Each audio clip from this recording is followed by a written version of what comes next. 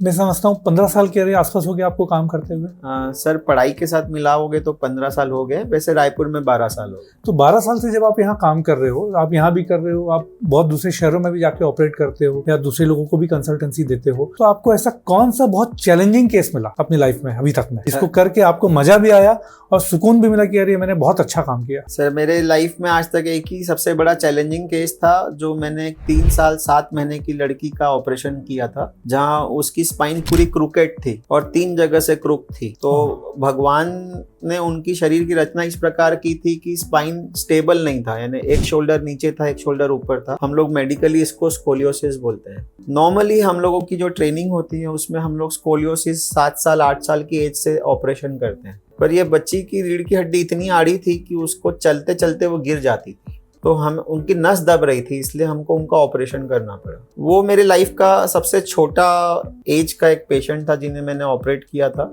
तो उस केस के लिए मैं थोड़ा नर्वस था, पर with the grace of God सब चीज अच्छी है और वो बच्ची अभी लगभग 12 साल की हो गई है। वो बीच बीच में आके मिलती भी है। मैं एग्जैक्टली यही पूछने वाला था कि अभी वो बच्ची कैसी है? नहीं, वो 12 साल की हो गई है सर। और स्कोलियोसिस के ट्रीटमेंट में हमें एक चीज ध्यान देना होता है कि हमें उसकी जब तक बोन्स मैच्योर नहीं होती है, सालाना एक बार उनका एक्सरे करके देखना रहता है। और ये बोन्स मैच्योरिटी का क्या मतलब, क्या टाइम पीरियड है या कब होती होगी? नॉर्मली फीमेल्स में वी से 16 to 18 ईयर्स, मतलब अभी उसको 5-6 साल आपके पास हमें और आना चाहिए। और उनका हमने एक और जैसे स्क्रू निकालना, जो हमने रीढ़ की हड्डी को सीधा करने के लिए स्क्रू डाला है जी, वो उन्हें बताया है कि आपको एक सर्टेन लेवल बाद जब भी वो स्क्रू चुभने लगेगा हमें वो निकालना पड़ेगा, या जब बच्ची बोले कि अभी आई एम कंफर्टेबल तो अपन उसको निकाल लेंगे। तो निकाल के क्या दूसरा स्क्रू डालना पड़ेगा? नहीं सर, वो रीढ़ की हड्डी जुड़ जाती है तो बस उसका काम जो था वो विद इन 3 months हो गया जी। अब उसका कोई जरूरत नहीं है, उसको निकाल लेंगे तो काम हो जाएगा।